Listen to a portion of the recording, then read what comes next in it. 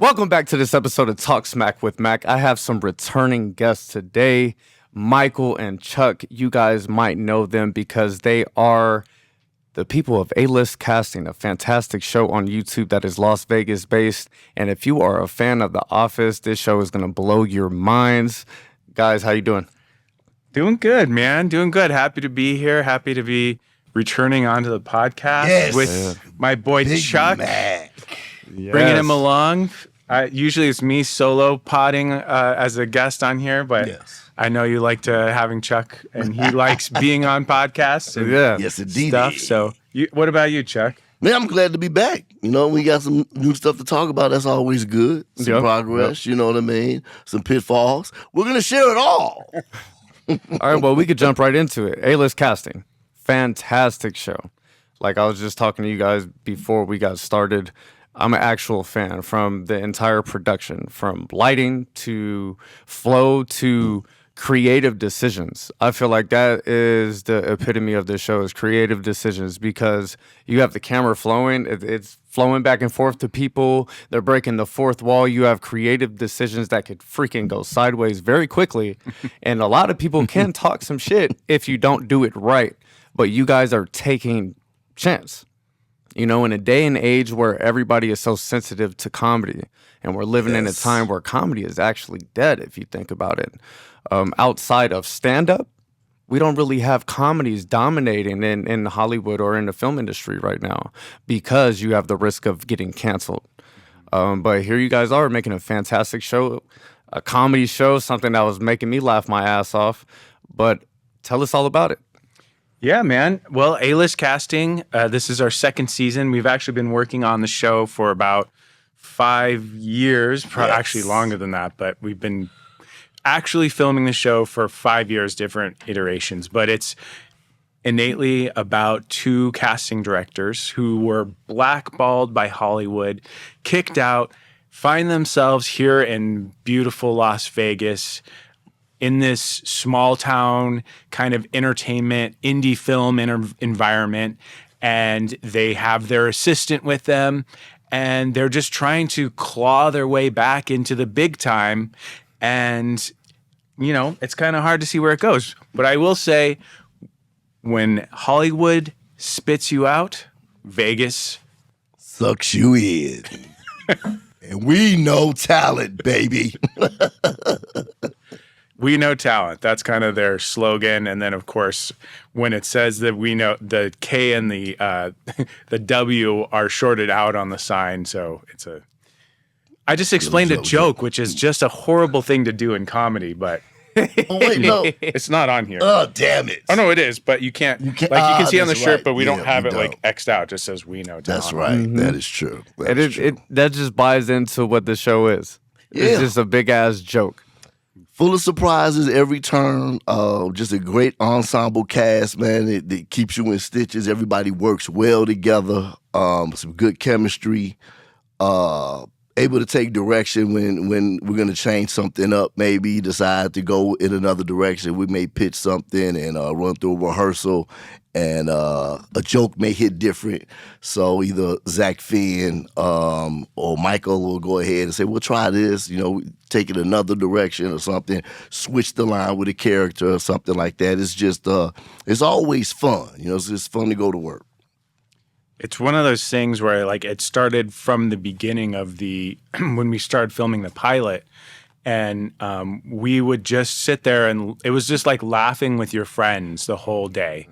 And that's what's super fun about filming comedy, is everybody's just having a good time the whole time, and you get to work with such funny people that it's exciting to show up. You don't have to be like, oh man, now I gotta like be suicidal and depressed on set and get into this weird, you know, you're just like, the point is to have a good time and laugh. And that's kind of what we've always taken with us in each iteration of the show, is we try to make it a very fun and loving environment to work on. And it's worked out kind of good so far, right? So far. Pretty damn good, if you ask me.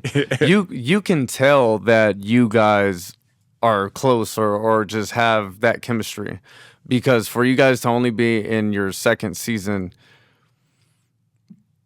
if you would have said, I know this person my whole life, I would have believed you, because you guys are just seamless. Everybody is seamless on that damn show. And I was just telling one of these guys, every single character brings it.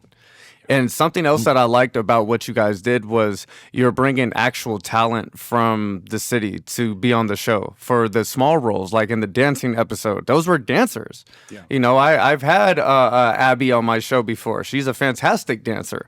So to take that next step and say, we're not just going to cast anybody. These people know what they're doing, but they can also act too.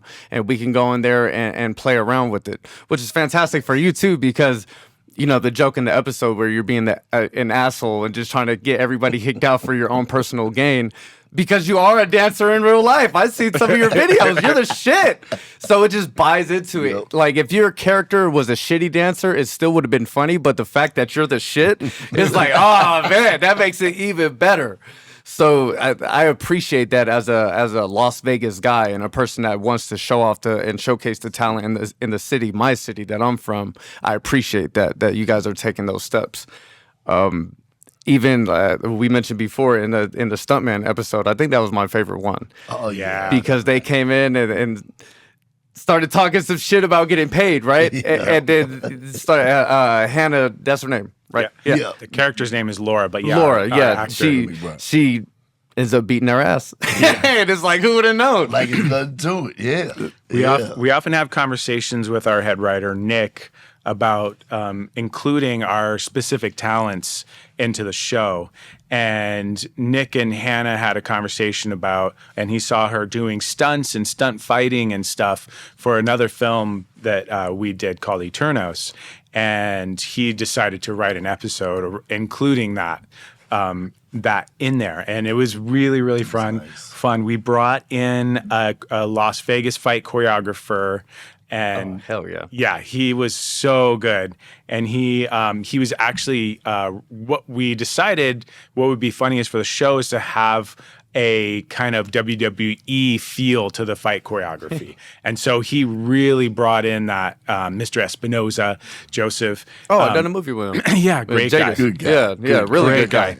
A wrestler himself. And he's a wrestler. So we were able to bring him in, and because Hannah, fortunately for her, she's trying to make it big in Hollywood. And so she actually has ended up moving to LA. So we had to choreograph everything here with Joseph. And then through video and everything, we rehearsed with Hannah in LA. And then when she came out here to film, then we had another rehearsal day, but she already learned everything. That's awesome. Yeah, she's super talented and all that stuff, and picked it up really great. Thanks. She learned the dance and the fight choreography all in one day. And we shot both of those episodes, the two hardest episodes, all in the same day. Good for her, man, because that shit was funny. Her dance, everything. Climbing up the ladder, doing her thing.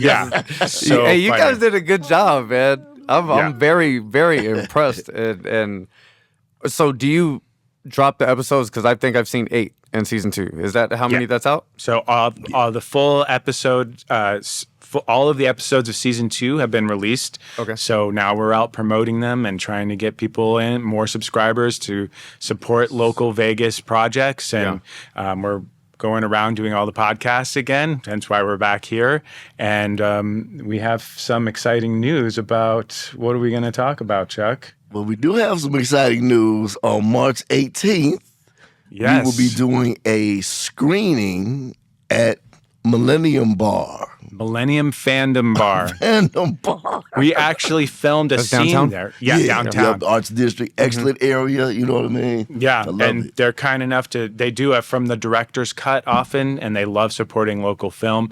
We actually shot an episode of season 1 there, and I've always been I've talked to him about doing a screening, and now that we have 2 seasons, and it'll be cool to just see how many cast and crew and fans of the show, and hopefully we'll be doing some giveaways and screen the show, and just have a good time and party. So if you are listening to March this, 18th. March 18th, 7 p.m., come say hello.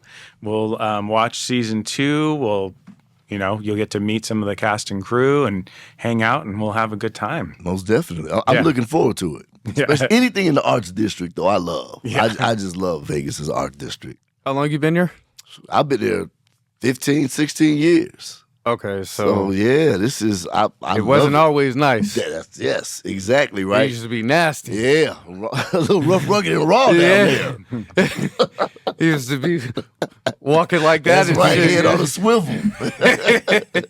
But watch now where you it's nice. snapping, where you touching shit, touching piss and needles and shit.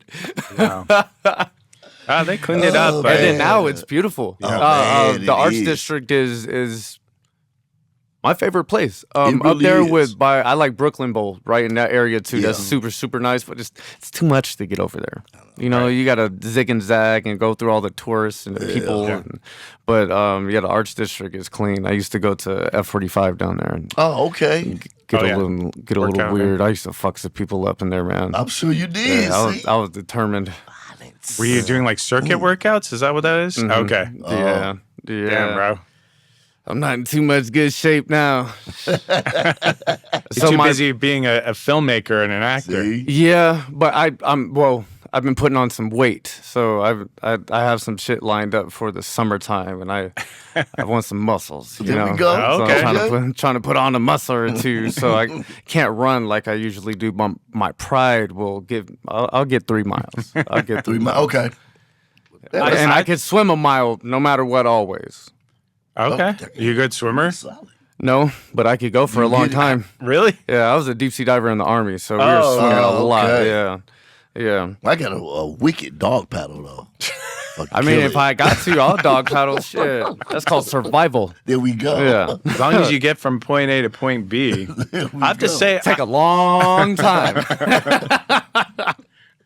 I have to say, I did watch you in a couple of clips I saw on social media of your acting, dude. I was really impressed. Thank you. I So- really appreciate that. Yeah, it was good. I was like, oh, there's my boy Levi. He's doing some stuff. Get Yeah. it, Mac? So Yeah, I just wanted to appreciate point that you. out that, I'm watching too. I'm watching everybody around town and, Yeah. Had to get him in Keep season 3 going. somewhere. well, you never know. know. And when Auditions. auditions come, I would absolutely love to audition, Definitely. even if it's a little tiny part in the back. Man, your guys' show is fantastic. So any way I could work with you guys, I'd love to. But I got to earn it. I don't want nothing handed to me. Everybody auditions. And That's the you guys rule. got some heavy hitters. You Yeah. got some heavy hitters, man. Even the people that come for just one episode, like Adrian. Adrian? She Yeah. came in and she brought that little sexy CPA tone to her. By the way, I was relating because I'm an accountant in my 9 to 5 right now. Okay. So Copy she that. came in and she said CPA. I said, oh my God. I said, talk numbers to me, There baby. we go. Hey, 5 plus 5 is 10, baby. no, she is fabulous, man. We've been wanting to work with her for a while. Like we were trying to fit in season 1 to get her in. Schedules kind of didn't work out, but I am definitely one of her biggest fans, man, and have been for years. So it was just an honor to get down with her. And we had a blast on that one. That was a nice scene. That was good. Adrian is always a blast to work with and so talented. It's one of those things is like there's a lot of actors in town. We're just waiting for the right fit to come in. Like, it's very particular for what we're looking for, and sometimes it just doesn't work out that it's not at the right time. But it doesn't mean we don't want to work with you, and that's just a part of casting in general. Yeah. I mean. Fans, how many times do you get let down just because it's like, oh, you were fantastic, but I just have somebody in mind, a look, and you just don't got it. Right. Not saying you're not great, it's just not you right now. I'm bald, I'll slap a wig on this motherfucker though, and maybe I'll do like a part. There we go. Comb that bitch over a little bit, fade it down into the beard. I look, There you go. There you go. man, I'd be Welcome. I'd be like UNLV Beta Alpha Psi bro or some shit, You never know, man. You never know. Right. man. So you guys, the last time you were on the show, you were going around marketing and campaigning. You were on the road to 1,000 subscribers, and you wanted to get monetized. Now we are here 1 year later, and you guys just hit 10,000 subscribers. We did. First of all, congratulations. That's fantastic. Man, thank you. Proof is in the pudding. The work is fantastic. But if somebody has a YouTube channel and they have 1,000 subscribers and they say, I want to go to 10,000. How do you do that? That's a great question. It takes a lot of just I would say you need to keep putting out content consistently. And or we actually had sponsors come in this year, which helped us promote our channel. So we definitely had people sponsor the show that wanted to shout out to Proscenium and shout out to Safe at Home, our sponsors. And they were just patrons of the arts. And they were like, we like your show. We'd love to help out the arts. And they came on board. And so we were able to use that money to market the show. And it really helps us boost up our numbers. And we're really grateful for that. Definitely. And that's going to help us take it even to the next level. When we do season 3, we'll be able to sell more sponsor time on the show. And we're going to just continue to keep marketing the show. Chuck and I have not made a single dime doing this show yet, because every dollar that we've made has been put right back into making the next season, making the next show, and so on. And in fact, all of the executive producers, it's the same thing. No one's making money, because our goal isn't to make money with this iteration. Is to take it to the next level. It's to take it to a streaming platform or to a network and get it going on there. And if we're taking that money, it's not fair to where our goals are. So our goal is to get this up somewhere in a network, on a streaming platform, on Hulu or FX or something like that. And the only way you can do that is with the leverage of having a large fan base. So our goal is to have 100,000, 250,000 subscribers that we can then use that as leverage to take that to a streaming platform or a network and be like, hey, if you make this show, all of our fans are gonna come on and start subscribing to your platform, start watching the show. You want that.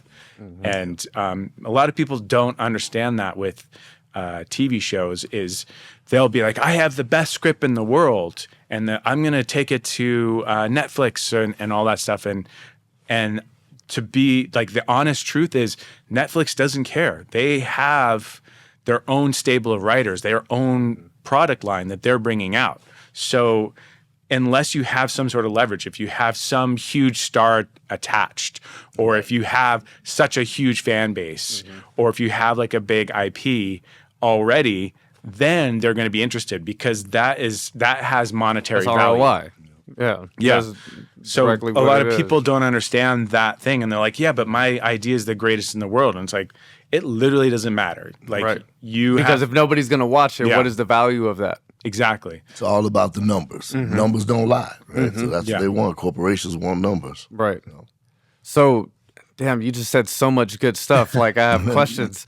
So, your episodes are about 8 to 10 minutes? Season 2, yeah, on average. So, if you are marketing that or trying to sell that to a network TV, is that like every episode is a pilot, per se? Because you would have to expand, right? If you're doing maybe a 30-minute show, you would have to get it to about 22 or so.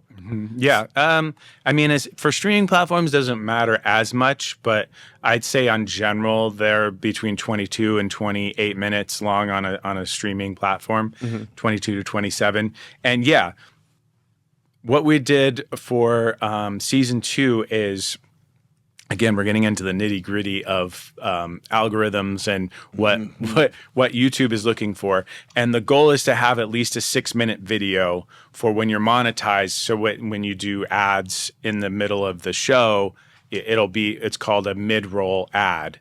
And so if it's under 6 minutes, you don't get those. And so that's just a revenue stream that you lose. So that's why we're doing 6 to 10 minutes. And why aren't we doing longer? Well, because that's the drop off. No, it's not even that. It's we would love to do a 22-minute long episode. It's just it's a money thing, a budget thing. We're doing what we can with the money that we do have. So that's why I would love to do a full slate. It's just that's expensive. So we're producing with what money we have to make something cool. And it's hard to get a collective to be on in the same mindset, having the same mindset. You said you've been doing this for 5 years, filming for 5 years, right? Yeah. So to have an entire production team, you have all of your actors and everybody's saying, well, I don't know about the actors. You said the production team, I'm not going to take any money. We're going to put it right back into the show because we know where we want to go. And in the last 5 years, 5+ years, none of you guys seem to have cracked or changed your mind or deterred from what the goal was. So how did you get that collective? Was that a group of friends that you've had for a long time, or how did all of you guys come about? How did it start, Chuck? Well, how did it start? I think it was an audition where I ran into Michael and sort of pitched the idea to him. And then I think from there we talked to a few people, ended up definitely talking to Dustin. And we sort of built a team of 5 or 6 of us where everybody has a sort of niche. So whether it's finance, filming, legal, writing, and we kind of all just decided we were going to stick it out, hella high water, just keep rolling, putting out product, writing, rewriting. Is everybody writing? No. Nick Adams is our head writer. So he's the one that conceives the episodes. And Zach is also a writer on the show. But creatively, Zach and I are the showrunners. So we go together and we get the scripts, and then we just have our own creative process. So we're going through and then just adapting it to our creative vision Nick's just imagining and trying to do what he thinks we can do. And then Zach and I sit down like, okay, well, what can we actually make happen with the budget and the space that we have and the time, et cetera? And so we're just like kind of making things go around that way. And then, so they say there's the script you write, the script you film, and then the script you edit. And then also there's the script you score, so there's so many versions of that. And it's kind of a miracle that anything gets finished. And it's even more of a miracle if it gets finished and it's, pretty good. So I'm glad you touched on that. I wanted to talk about the score and just the all around audio for the show, because a lot of people don't appreciate good audio until it's not good audio. Yeah. Then you realize. Yeah, I feel like good audio is when it's seamless and you don't really think of shit. You're just just stuck in the moment. Yeah. Shout out to our sound designer.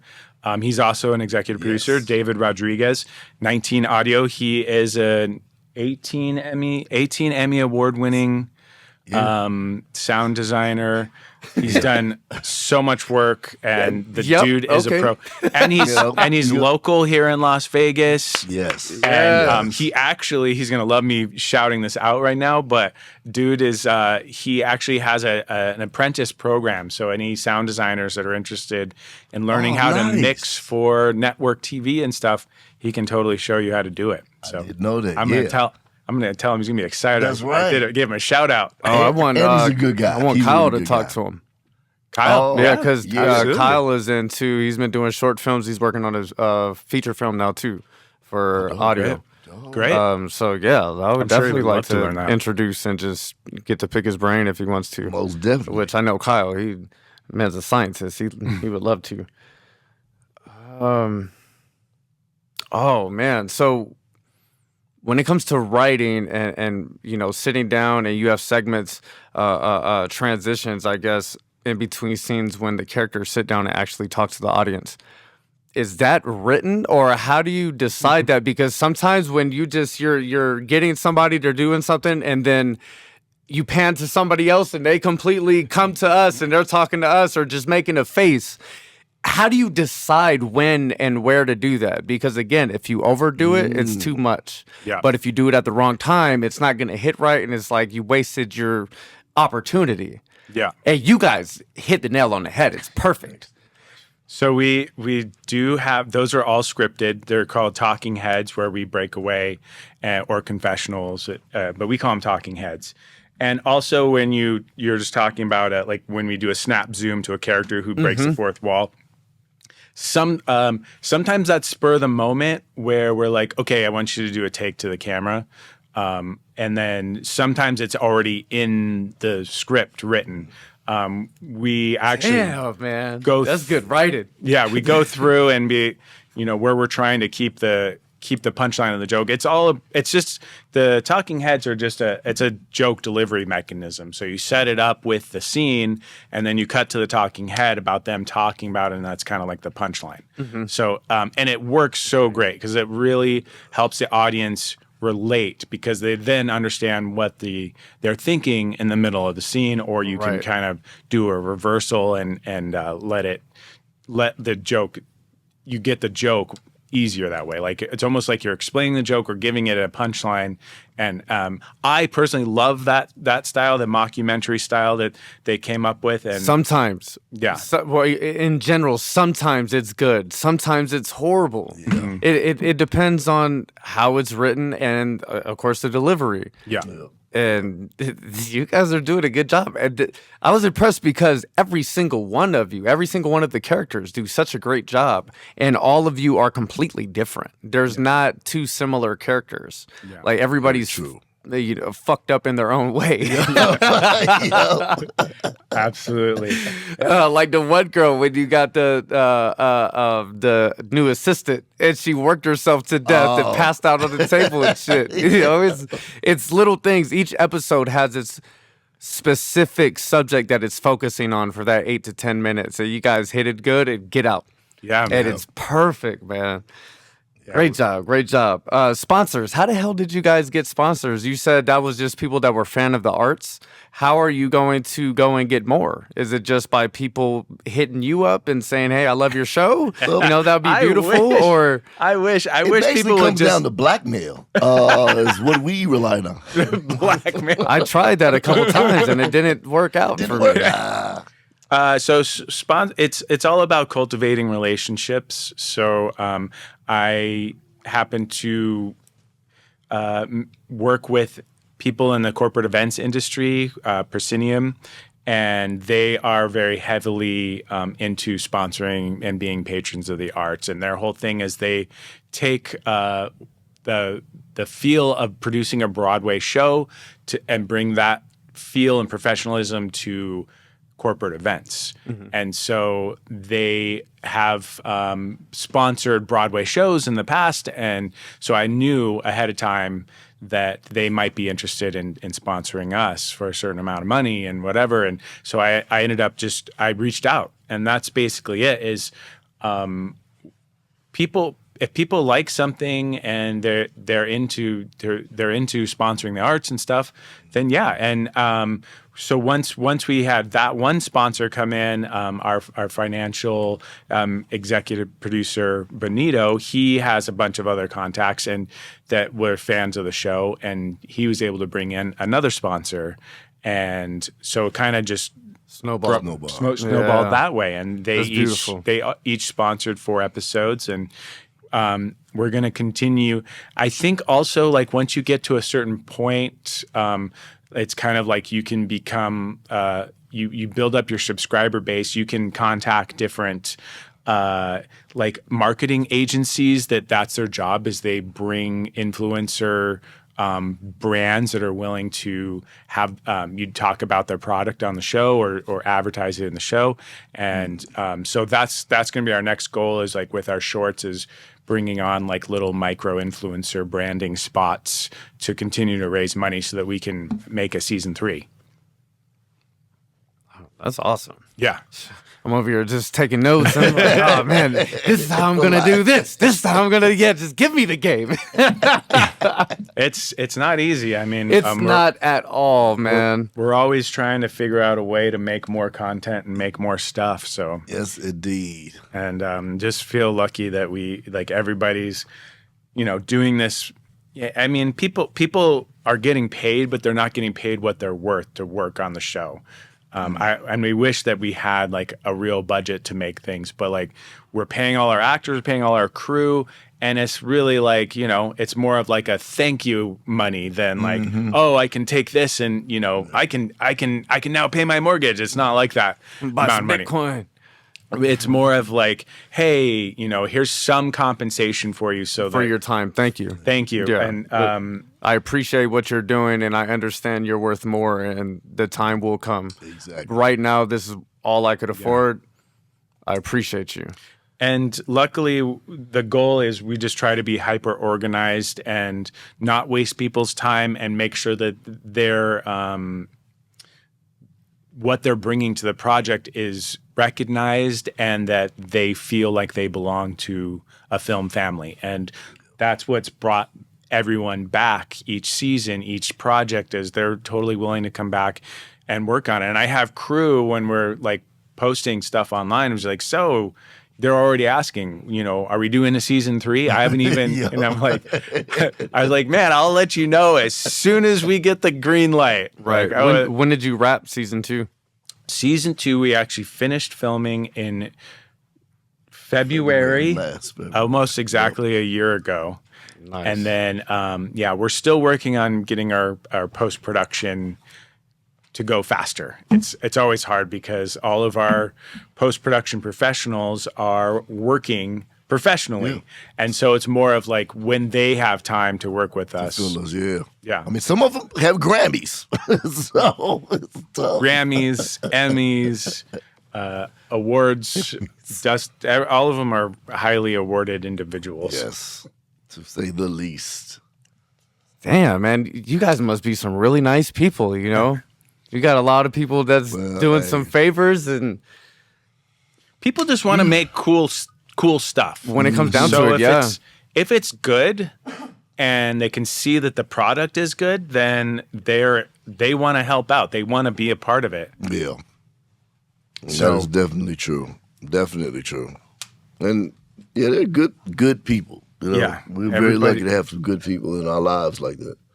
Everybody that comes on is just they enjoy helping out and just the creative process overall. Oh yeah. Like, and everybody's been there since the beginning. I can think like almost everybody, like our costume designer, our wardrobe, our makeup artist has been here for 2 of the seasons.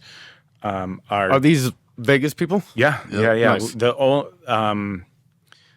only people that aren't locals are some of the talent and my co-director Zach. He lives in L.A. But we've had a 30-year friendship almost. So he's just like he's part of the family anyway. And I don't work creatively without him, if possible, when it comes to directing, and he can talk about. Yeah, I was going to just say, because I'm bubbling with it now, but like to just see how they work in tandem. I was going to say in real time. The synergy must be there for sure. Oh man, it's something. It has to be, man. I really feel like you guys, struck lightning in a bottle with this. This is a really good ass show, man. Most definitely, and then sometimes because this is like it's live. Right, so they're actually going back and forth with different ideas that they want us to do. Mm-hmm. So as an actor, Zach may say, "No, we're gonna do it like this," and then Michael like, and then we do it like that. It's bad. It's like it makes you just feel great as an actor just to be able to see that, and take different directions and then the combination of directions that they come up with. So I love that as an directors. actor. When you go in there, you're gonna have your own thoughts and ideas of how you might think it would go, right? But then based on blocking or a million different variables of things that could be changing stuff, or maybe just your screen partner had a different idea and they were feeling something else, regardless, I love when a director says, I see something. Try something like this. Boom. Okay, we tried. You look at it. Oh, I see what you mean. Oh, okay. Let me try to get like this. Play to the camera a little bit better and really deliver it real good. And you build off each other. I love that shit. That's the magic. That is the magic, Because sometimes as an actor, you need that. Oh, yeah. The director, they have everything in here. and then some. Yep. Yeah. So it's like, give me some of that. Let me see what you're thinking or what you're seeing in the moment. Yeah. And then we could share it together and maximize the opportunity. We're definitely actors, directors, because Zach and I both come from a performing background. So as we've gone through the years, we've gotten a little more technically proficient, but we definitely lean on our cinematographers and our audio designers and our gaffers and lighters. Like, we're not going to go and be like, let's switch that lens to a 50, and we need a different lighting here. We're more focused on the performance, and and that's why we have to have such a good team of people supporting us.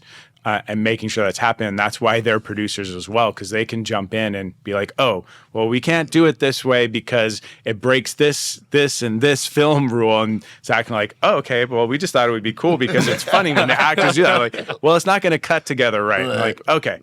So we shout out to Dustin Robinson. Most definitely. He's an amazing cinematographer. And it's always... We love having him on set because it's almost like the camera is a character itself, and he's just really, really good at 100. helping. That's one hell of a way to put it. Yes. Well put. Yes, Exactly, because the camera and the framing has its own personality and point of view of shit. Yeah. Because if you look, there's shit going on in the background. It's just whatever the camera feels like they wanted, or so that's how the audience feels. Yeah. However the camera is going, that's the ride we're going on right now. Yeah. Because everybody's on some type of tomfoolery. Yes. It's a good time. It made me laugh, man. In a time where comedy is dead, it made me laugh. Oh, yes. I'm so glad I remembered this question before we moved on. So you guys bleep out the curse words. Yeah. Have you thought about having paid subscribers get the unedited version? I'm not opposed to that. We bleep them out for monetization. Yeah, I know. So you could drop that one separately just for your paid subscribers and special releases or behind the scenes director's cut, just to bring more incentive for people to pay. Yeah, I'm not, because I would like to hear the curse words. All right. Well, you can join our Patreon, and then we'll make a special unbleeped version just for Mac. There we go. But no, and actually, we found that bleeping out the curse words makes it funnier. Yeah. People laugh at the bleeps, so it's an interesting thing that it's almost like we caught them cursing by accident and we had to go back and bleep them out later, which isn't true. Actually, we were in the middle of season 2 and I was like, guys, we need to stop dropping so many F-bombs because I don't want to bleep out that many things. So try to keep it, but it's kind of funny. It just they just sneak in there. In the writing, not always on the writing, some of the ad-lib stuff and just whatever. But so before we jump into take after take, there's another segment on the show that I'm dabbling with, and I feel like you would be the perfect person to talk to both of you guys. We're the guinea pigs. Yeah, I mean, we keep it traditional, right? We debuted take after take. Yeah, season 3 drops. I'll have some new shit for you guys too. Boom. So we're living in a day and age where self-tapes are dominating, and it's going to make or break, clearly, whether you're going to get a lot of roles. Yeah. You do the casting, right? Yeah. So what are things that you look for? If you're looking for the perfect setup or lighting or backdrop, what are things that we must have in our self-tapes, and what are things that, hey, don't do this at all? Yeah. So I would say for self-tape, it's pretty simple. You can tape on your phone. I would say the only thing you need is a clear background, the plain background with not a lot of distracting things, and make sure that you're well lit from the front. So if you can tape during the day, open a window, make sure the daylight's in, or if you can buy a cheap like $30 ring light off of Amazon, if you're filming at night, it'll work just fine. And tape on your phone, no problem at all. what do I personally do? I have my own backdrop. I have a DSLR camera. I have a microphone setup, but you don't need any of that. You don't have a need microphone set up too. Yes. You don't need any of that. None of it. None of that matters. What I'm looking for, honestly, is nothing to distract me from your performance. And that's it. And I don't want to see excuses. I don't want to see long, rambling, like explanations of anything. Probably not going to notice it. Sometimes people will be like, "Oh, by the way, I'm sorry that I was sweaty or blah blah blah." It's like, no, no excuses. I don't care. Yeah, just show me the goods. Show me what your work. Show me your acting, and show me your craft. And just make sure that you're well lit and that you have a plain background, so there's nothing that can distract me from your performance. Because that's the one thing that is really annoying. Is something weird's going on, or the sound is bad, or the lighting's bad and I can't see you, then don't do it. Or the other thing that can be annoying, I mean, if you do it right and you pull it off, we might be like, "Oh, I didn't think of that. That was interesting," where you really film the scene in a specific scenario, but generally plain backdrop. Like sometimes somebody will have, like, maybe they're supposed to be typing or doing something, but it hurts the pacing because they're taking too long to do what they're supposed to be doing. Oh, they sent an entire email. Yeah, and you're just like, no, just great. You have a moment before, it's like type, go. Yeah. Not like an hour long this or whatever. Like keep the pacing up, especially for comedy. So, I would say keep the props to just stuff what you would have in the house only. Don't go out and buy a prop. Don't go out and buy a costume, but do dress appropriately for the character. If you have if you're a businessman, don't dress in sweats and look like you just got out of the gym. If you're auditioning for a doctor, get a nice plain blue shirt or a button-up or something. Look like a doctor. Or if you're playing a detective, wear a suit. If you're playing, just dress appropriately so we can at least imagine what you would look like as a character. But do not get the costume. Don't want to see that. I just want to see, oh, he kind of looks like a blah. And that I think is going to help you the most. Don't do anything that could be distracting from your performance. Just do stuff that's going to help your performance. I hope that helps. Oh, that's been my TED Talk. 100%. Yeah, that works. That's been my casting I was TED even Talk. going to ask, with the excuses, I didn't even know that there were submissions that came in with excuses. I was thinking to say, I was like, so that's good to know. I've never did that before, and I did some shit. Right. It's generally when people slate, so they'll be like, "Hi, I'm Michael Forsch. I'm based in Las Vegas. Oh, I'm really sorry that I did. By the way, I was in a hurry and I did that." And I'm just like, "No, I don't care about any of that stuff. Just I'm gonna leave my insecurities to myself." Yeah, exactly. You just need to put your whatever, because I don't know. Maybe I like what you did, but if I can see that you're already self-doubting yourself, then we also need to try to see, is that person going to be good to work with? Right. And if you are coming in with insecurities on your slate and weird things, and it's going to be like, oh my God, we're going to get this person on set and they're going to have a meltdown. Like that's hard. So clean sound, good lighting, clear backdrop, just use your phone, make sure that we can see you and hear you, and make sure that you're framed properly. Don't be too far away. Keep a nice shoulder, or if you're doing comedy, at least waist up so that we can see. And More if you're doing action drama, stuff. where it's more subdued and in your face, keep it tighter. That's a good one. I didn't even think of that one myself. Shit. That's it. Minimal props, right? Yeah. Not a lot of stuff hanging around and utilizing other things, just the performance. It makes sense. And good advice.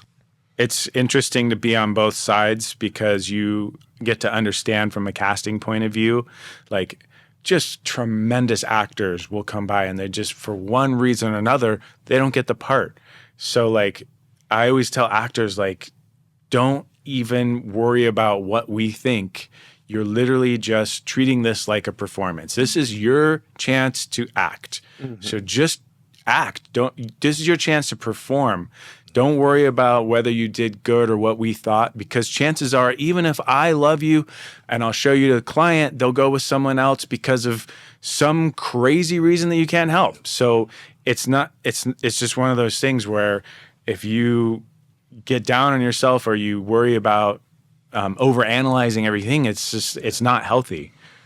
You want to get all that extra crap out your head. Yeah. Anyway, you know what I mean? Because that just tears your performance up. It makes you feel, and then when you feel that your performance has changed because outlying factors that you have no control over, right? Yeah. So, I had an acting teacher that said, go do your audition, then go eat a sandwich, because there's literally, like, you have no control over anything. So at least I feel like actors have it a little bit easier in some aspects, at least on the film thing.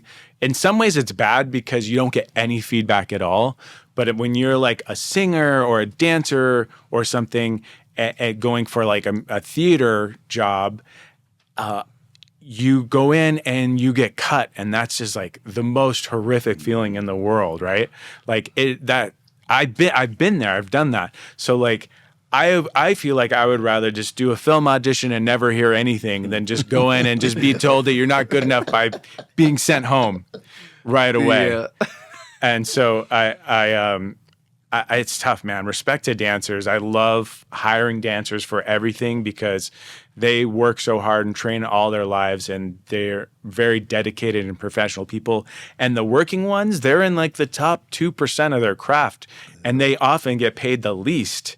So I'm always like, shout out to any dancers. And I'm always like, hey, have you ever thought about acting? Because a lot of times they make great actors too. Do you think dancers make better actors or actors make better dancers?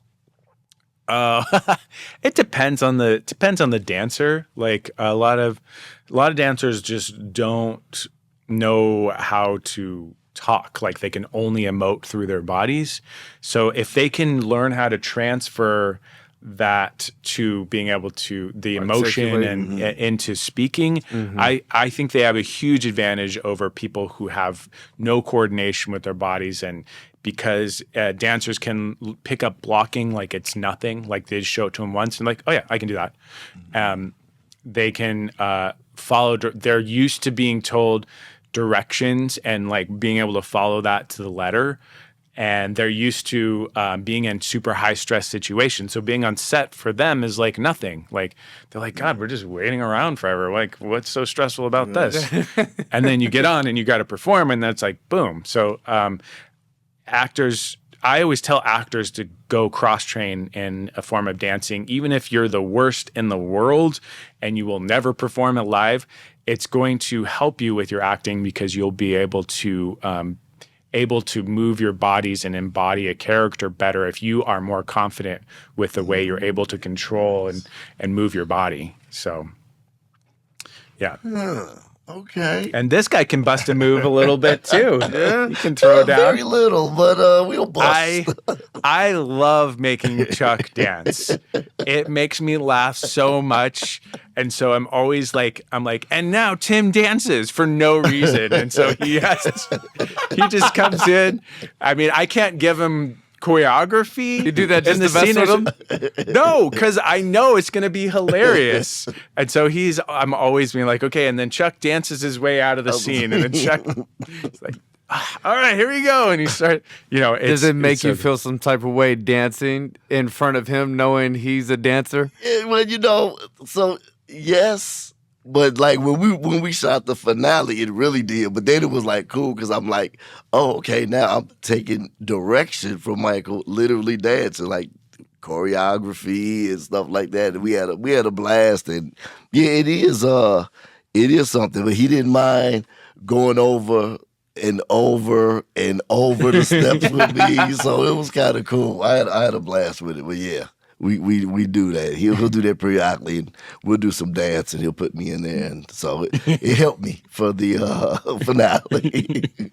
You know, that's one thing that I would love, and I will eventually do, is take a few dance classes. Absolutely, man. Just to learn how to move my feet a little bit. You know, I got some rhythm, and not just white boy rhythm either. I got some rhythm in me. So I needed to put it together, you know. Put it together. Go to some social. Learn how to salsa dance. Learn how to two-step. The hips a little bit. Yeah. Learn how to swing dance. Motherfucker, let me tell you. Anything outside of that, you know, don't expect much. But I'll do it with some swag. I'll tell you what. There we go. Take some like commercial dance or hip hop classes, like any of that stuff.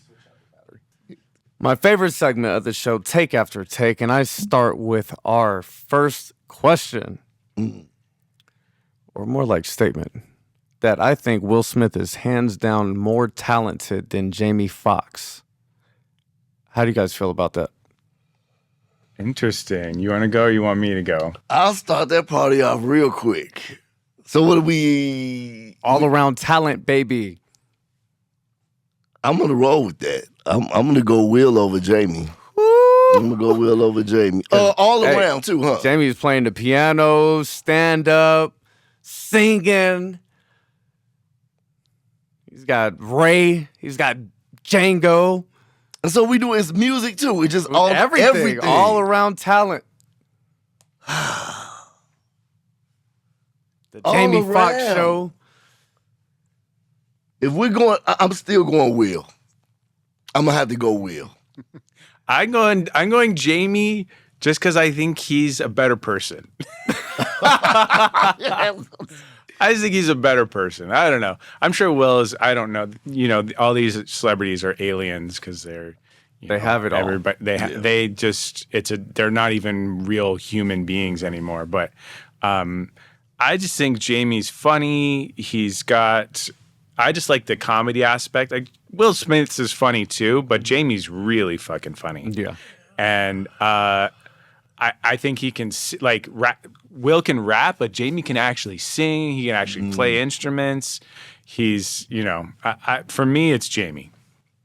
And for me it was Will because his all around. That I definitely agree with that, but I think Will's body of work is where I was looking to more so than Jamie's music. And even though I know Will he has the rap, but that was Jazzy Jeff. It was a very damn good question. Very good segment. Probably Will has better movies in some respects than Jamie. Better or more successful in terms of box office? More successful. Revenue. So I guess for sure. If you want to talk about successful accolades, I don't think there's many that could stack up against Will Smith. He has the best actor award, and after punching best what's his album. Face. Does he have a best album? He won a Grammy. He won a Grammy in the '90s for with no curse words. Yeah, good for him. Understand, sure did. Then remember Men in Black? That song was hot. Oh yeah, Wild Wild West. That was good. Men in Black. Yeah. No, I'm down. Willie Will, man. He's going crazy. Okay, next one. More talented. Leonardo DiCaprio over Christian Bale. Oh, wow. That's interesting. Christian Bale, dude, he's so method, bro. He's like, I'm going to lose a bunch of weight. I'm going to gain a bunch of weight. I'm going to do the Batman voice. He's good, but I mean, I guess we have to go with Leo. Dude's just been doing it longer. Has more movies that everybody's gonna remember, more roles that everybody's gonna remember, and he's just like on top of it. And now he's kind of gotten into his elder statesman where he's just playing like the old guy now. I love that. It's kind of interesting to see his whole arc. He was so baby-faced for so long. He was always playing like the young romantic lead or whatever. Mm-hmm. And now to see him like the old scraggly old dude is crazy. And he's playing that. So like for me it's Leo. Yeah, I'm Leo too. I have deep respect, and I am a Christian Bale fan. But DiCaprio, every role that I've seen him in, it's been a different role. It's been provocative, and I like his range. I do really enjoy him coming into that elder statesman role, even though, if we can put this on the back burner for another situation, I did not care for the movie, but I like what he brings. I like the differences. I like the range. And I think I don't want to just be a blind, like, just fan, but he is. I'm gonna definitely have to lean towards DiCaprio. Plus, I got a rap that I throw him in there too, so I'm probably gonna try to do that for the BMI, royalties. I don't know. Top 3 Leo performances. Oh, wow. I loved him in Wolf of Wall Street. He wasn't the star of that movie, though. Yeah, but still. Margot was the star. Well, yeah, but whatever. Like Margot Robbie, but Margot Robbie's amazing. I loved him in Wolf of Wall Street. What else? See, you tell me. You got to do one. I can do two. I'm gonna give you mine right off the. Okay, go ahead. I thought we were doing 6. If we're doing 3, I'm coming with mine right now. All right, go. Who ate Gilbert Grape? Oh man, really? Man, oh, really? That is old school, Man, bro. really? Old school. I did not like that movie. Actually, I was like, I don't know. He did great, but he did great in that. I mean, it really was. That was the movie that kind of skyrocketed him up. Okay, what else? Well, I think you were gonna say it too. I was gonna go with Titanic. Inception? Inception. Yeah, He's that was smooth really in good. that. No, I'm gonna go with the. It wouldn't be Inception.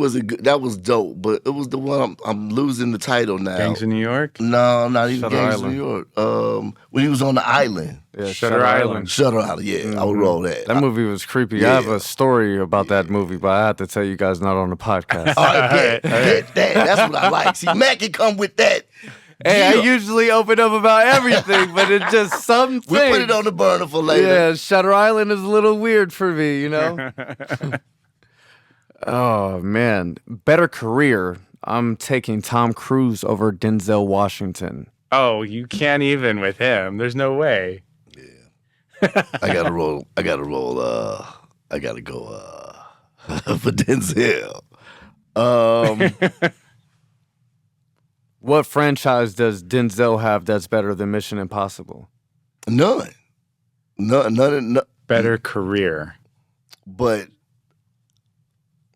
Tom Cruise is the American Jackie Chan. yeah, but when you think of John Q, Training Day, bro. Man on Fire? That's a good one. Man on Fire is those are some of the top. Man on Fire was one of my favorites. That's one of my top 20 all time, actually. Yeah, I gotta go Denny. That's his brother. He goes way back. Listen, I mean, better career. I feel like you brought this up, or Tom Cruise came up last time. I don't know if you gave us this question last year, but No, it was Tom versus I think Jackie Chan, better action star. oh, okay. Oh, wow. Okay, That's wild. I mean, Tom Cruise is the epitome of a movie star. Like, you look at his body of work, it's insane. So, I say as far as career, if you're defining career as the movies that are legendary movies that Tom has been in over Denzel, yeah, but who's the better actor? Denzel. So Yeah, Denzel is fantastic acting wise. I think better if you're career. if you're saying career, I say Tom, but that's all right. He's like, no, I gotta go Denzel. I don't care. He's my boy. But I love Tom Cruise though, man. I'm almost torn on this. Man, he got some good shit. You got some good shit. You thought-provoking stuff, man. You'll go home from here, and I'm gonna be like, I don't know why he picked that. Man, that's real. More intimidating screen presence. Idris Elba, Jonathan Majors. Oh, okay. That's Imita- easy. What was the word again? Intimidating. Intimidating. I'm gonna let my bias because I just don't like Jonathan Majors. So As a person. I like Idris. So Intimidating. he's scary. I don't know. I think he's very scary. He knows Elba. he had a kickboxing fight a few years ago. Idris Elba is a martial artist. That's wild. Yeah. I did not No, know he's that. scary. I just don't like Jonathan Majors. So I'm totally biased. So I'm not a Majors fan. I did love The Last Black Man in San Francisco. I like that film.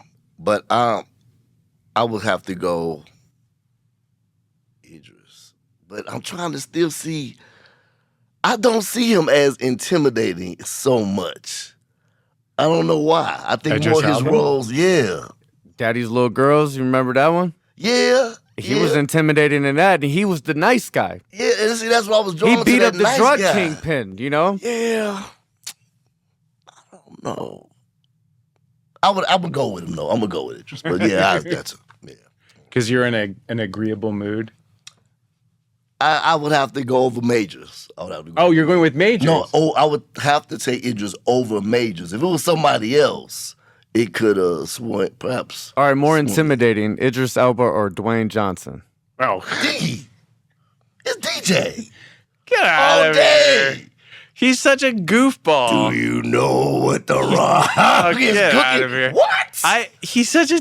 I mean, He's not come gonna on. give you food, man. He's not cooking no food. Get out of here. The Rock, he's just a big old goofball. He's like, no, he's not intimidating. Get out of here. All right. Better filmmaker. I think Christopher Nolan is better than Quentin Tarantino. I love a lot of Nolan's work, and he, of course, I mean, it's a very different style. And he's done a lot of interesting things, but I mean, his Batman stuff to me is just fantastic. Tarantino, he's now got, not always like, everybody's like, his movies are just so amazing. I wasn't like Once Upon a Time in Hollywood. I was just like, I get what you're doing, bro. And like, yeah, it's a cool story, but he just keeps doing the same gimmick. I'm going to take something that happened and then put my own spin to make the ending different to how I think it should turn out. And it was like, okay, you did that with the World War II movie, and now you're doing that in Once Upon a Time. Okay, the writing's great, the acting's great. But I don't know, Nolan is just like pushing boundaries. pushing boundaries, doing like what I would love to work with either of them. Probably never will, but fantastic artists, both of them. I would say I prefer Nolan, even though I'm sure there's a ton of people. I mean, Tarantino's early work is phenomenal, though. Like, oh my gosh, Pulp Fiction. the Reservoir first one, Dogs. Reservoir Dogs. And that's the stuff Kill that's Bill. so inspiring. Reservoir Dogs and all that. Like, Inglourious Bastards, like you Yeah. said. This guy has just phenomenal movies. But Christopher Nolan, on the flip side, as you mentioned, the Dark Knight series, which is arguably the best trilogy or collection of Batman films. You have Inception, you have Interstellar, you have all these movies, like you said, that are pushing the boundaries Yeah. of just what the hell is going on. And it's phenomenal the way they do it. Inception, I was just talking about that at work today. You have to watch that movie 2 or 3 times just to understand what the hell is going on. yeah. But you want to. You know, it's not like, what the hell? What?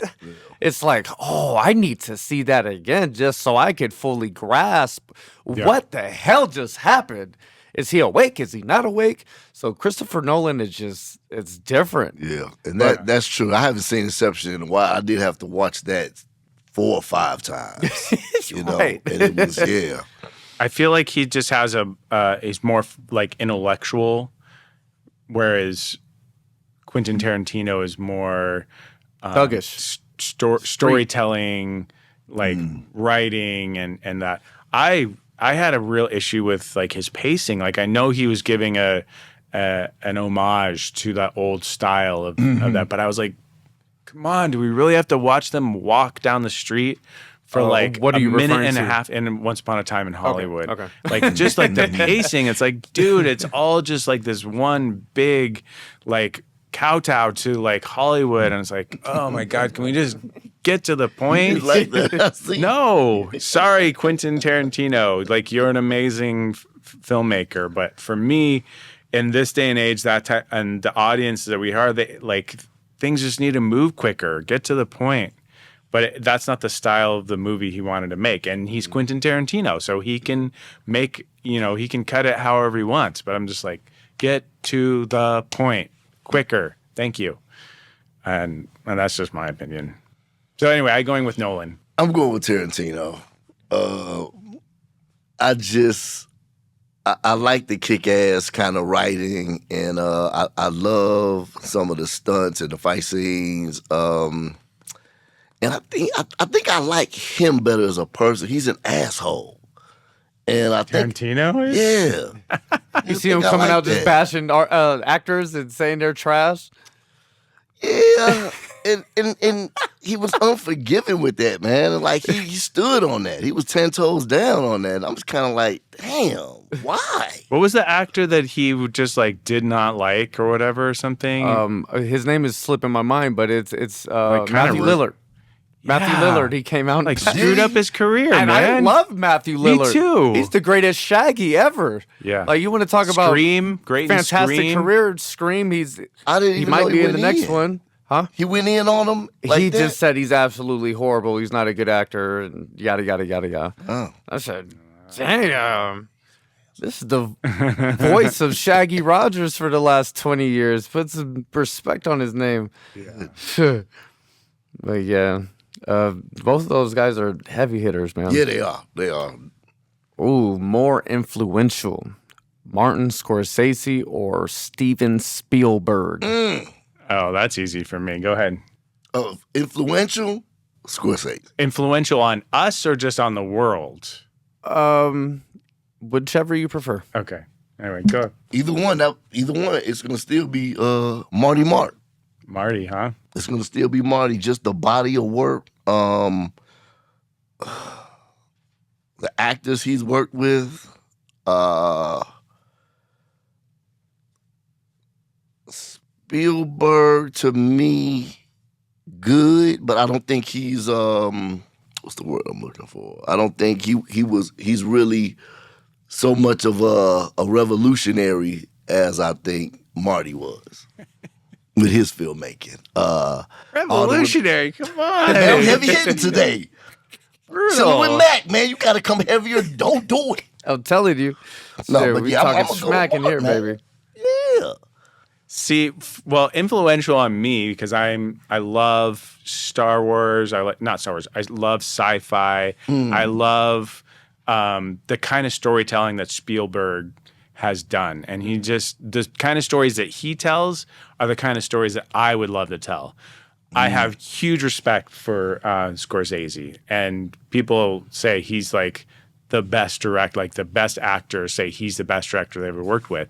And I love that. Like, I love to hear that. He's just an incredible problem solver, and the way he solves problems and works things out and the way he directs. But as far as film, like their body of work that's influential on me, like I can barely name a Scorsese movie, but I can name like a million Spielberg movies. And that's just because that's what I personally That's your love. preference, yeah. So that he's the most influential on me, 100%. Okay. And All right. yeah. These next few are going to be shotgun questions. You pick All right. one or the other. Boom. We'll go back and forth. And Gotcha. you got to pick one. Yep. Who has more power in Hollywood today, an A-list actor or an elite director? A-list actor, 100%. A-list actor. They're forming their own production companies, so they call the shots. So like all the A-list guys have their own production companies. that they go in and they produce the movies, like Adam Sandler and all these guys. They're all executive producers and they have creative input. They're the ones that are bringing on these directors. So, One hell of a point. If a movie fails, who deserves more blame? The lead actor or the director? Director. Depends. All right. I don't know. You said rapid Director, I fire. guess. It's his vision. Shouldn't have brought that actor in if they failed a movie. More important to a film's success, casting or directing? Go ahead. I was waiting on you. That's easy for me. We all know where I'm going. But say it with this. again. I forgot the question. More important to a film's success, casting or directing? If the director casts the right cast, he doesn't even have to do anything. Because if you get the exact right cast, he just has to unleash them on the film, and you just sit back and watch them work. Like, you barely have to do anything. When it gets hard as a director is when the actor doesn't know what they're doing with their role, and then you got to get in the nitty gritty and start solving problems. If you cast it right, the director can just sit there and be like, "All right, action, loved it, moving on." Yeah. Like, easy for me. Director. Get out of here! You just going against me for no reason.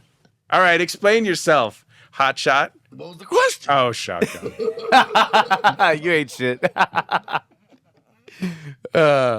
Is method acting overrated? Yes. Hell yes. I have a respect for method acting. I am not per se a method actor, but yes, I do believe it's a bit overrated. And I believe, well, I'll go you do your answer. I'm gonna tell you why I think you agree with me based on the question that was earlier posed to us in the Christian Bale. bam, there you go. So that's my guy. But go ahead. I hate that. I hate overrated. I hate to say that because people do beautiful work. But I guess if I have to say yes or no, I would say yes. But I respect people who are method actors. And if that's your process, I just think you should be careful because it can be very mentally harmful. So, Yeah. and also Laurence Olivier, he's one of the greatest actors of all time. And he has a famous quote working with another actor who's very method, and they're supposed to shoot a scene and he's exhausted in the scene and they're tired. And he's like, the guy comes in, he hasn't slept, he hasn't drank, and he's like, he can barely get his lines in. He's like, my friend, why don't you just try acting? It's like, I'm sorry. It's tough. I get it though. Like, you can get some amazing performances, but Slippery slope. yeah. Yeah. I mostly am worried about the mental health aspect of. A lot of people don't talk about that enough. Like, I filmed a movie in December, and you guys know how, filming works. You could film the ending, then the middle, then the beginning, or you could film scene 1 and then scene 17 and then 2 and then 45. So my character was going through just an emotional ride of feeling completely different emotions. And to be able to juggle them back and forth throughout a day or 2 days or a week or, whatever, that shit is draining. Yeah. And to convince yourself that is your state of mind, like you said, it's a slippery slope. It's dangerous, man. Are auditions about talent or politics? Yeah, man. Go ahead. Not what they should be. Okay. Auditions are about talent. They should not be about politics. One thing I can say, just definitely about this particular project that we're working on now with A-List, it's totally based on talent. And if I could put it out there like that, like, this guy does not hook anybody up like at all. There's no politics at all. So I didn't know if I probably answered that for you, but it should be talent. Yeah, any project I'm working on, it's always talent. There should never be politics. There is politics. people often hire their friends without auditioning, and I'm just like, you never know. Like, you should at least make people do a read through, make sure they're going to fit the role, even if you work with them a zillion times. Just like, yeah, it should be about talent. Shouldn't be about hiring your friends or where it's going to bring you. I've worked on projects where they bring in an actor because they think bringing this actor who has a connection with like an artist might bring in more work. And I'm like, yeah, but it makes the film suffer. Yeah. And I'm like, you got to bring in the right talent. And it's That would give me anxiety. Yeah. Like if I wrote this, or if I'm directing, or this is my baby, and I just say, oh man, Alejandro, you can do it, man. Shit, get in there and say these lines. I know you'll crush it. And I never hear him do anything. Right. I'm gonna lose sleep. Yeah. Yeah. My whole beard is gonna gray out before we even Or he start. thinks he's really good and he killed it. Oh. Yeah. Just like, fuck, we have a long ways to go. Yeah. We're gonna edit him out, fix it in post. All right. More valuable skill today: acting ability or social media following? More valuable as far as like in getting revenue, unfortunately, is social media. What do I want more is acting ability. But we've chosen to do actors over people with high followings because we're just about making the product good. Yeah. Yeah, I concur. Yeah, it is, unfortunately. But it's definitely social media. more valuable if you have a social media presence. Because it goes right back to what you said before about building that product or that leverage to sell to somebody. They have leverage. If you have a following of, 500,000 or 1 million people, for sure on your ROI, if you have this person in the movie a lot, you're going to have a lot of people that are going to go and follow. I don't know what the percentage is, but even if it's 10% of their 500,000, that's a lot. Yeah. That's 50,000 people. Yeah. And they're going to tell people. Yeah. So that cascade effect and that just initial draw is so important these days, fortunately and unfortunately. But it just reminds us that it's a different world these days, and there are certain things that we have to do, essentially build our resume, our digital resume. That's Instagram. Yeah. And it is what it is. It is. We're going to make it happen. Loathe it. But yeah. I forcing him. Chuck, you need to repost this. All right, Chuck, man, before we get out of here, you're the Bears guy. When Caleb Williams got drafted, I wasn't sure. I didn't know what was going to happen. His rookie season came, and you guys, I don't want to say shit the bed, but there was not much expected. You didn't have an O-line. You didn't have really too many weapons for him to really be maximized. And plus, the learning curve of coming to the NFL, period, but as a quarterback, there's a lot. And then you're going to a failing franchise that has not been good or relevant for a long time. There's a lot of expectations and stresses that come with that. So his first rookie year it is what it is, but he came out this year, and holy shit, that kid was fantastic. And in the playoffs, he made a couple plays towards the end of that game on fourth down, crunch time, high stress moment. It's cold as shit outside. The elements are against him, and he delivered. Y'all lost the game, but that man delivered, and I feel like the future is very bright for the Chicago Bears. How do you feel about that? We are definitely ready. In that game that you're talking about, I think that was one of the greatest passes in history when he went left and hit our tight end. Like that was ridiculous. Mm-hmm. I still saw a lot of mistakes that he made last year. They're shrinking, but if a defense can get to him, he's gonna do one or two things. He can throw it better now this year. He picks better angles running this year. If you're gonna make him run, he's gonna pick a good angle on. You're not gonna get him.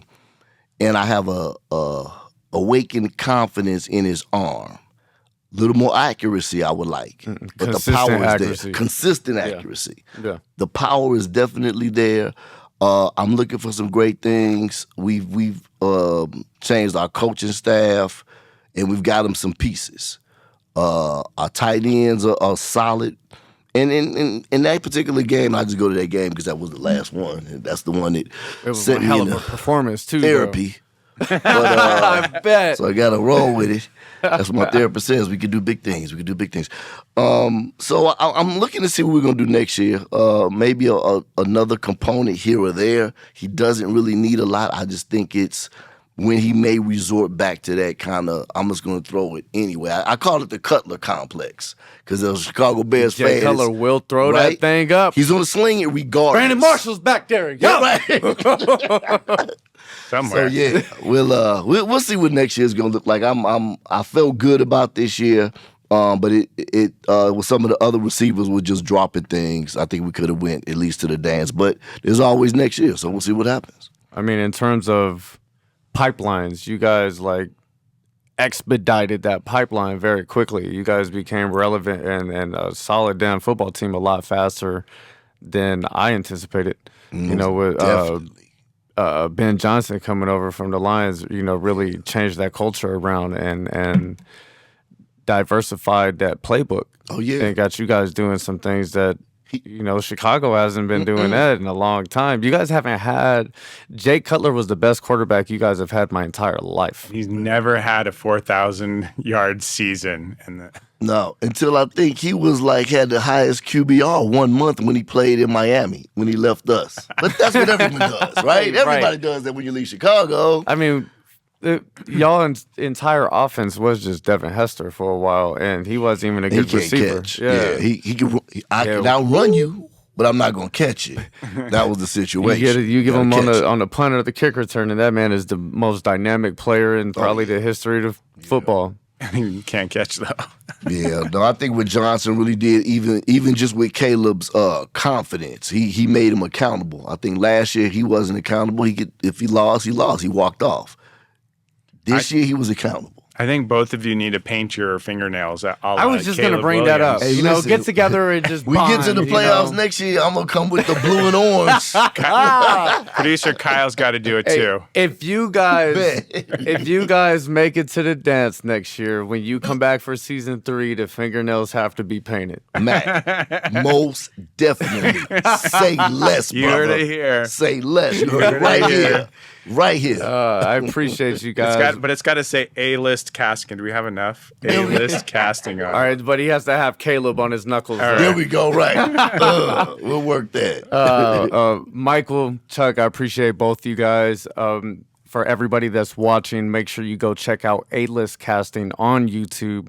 It's a fantastic show, and it's paying respects to the talent in the city.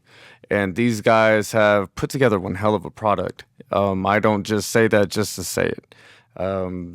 I will be there March 18th. What'd you say, 7 p.m. at 7 Millennium Fan Bar? You heard it here first. Downtown. Sir. All right, yeah, that's going to be a fun time. But, yeah, if there's anything that we didn't go over or if you guys want to say anything more, this is your chance. Just subscribe on YouTube. Send us a comment. We're very active on the channel, so would love to hear your thoughts, positive or negative. Watch the show.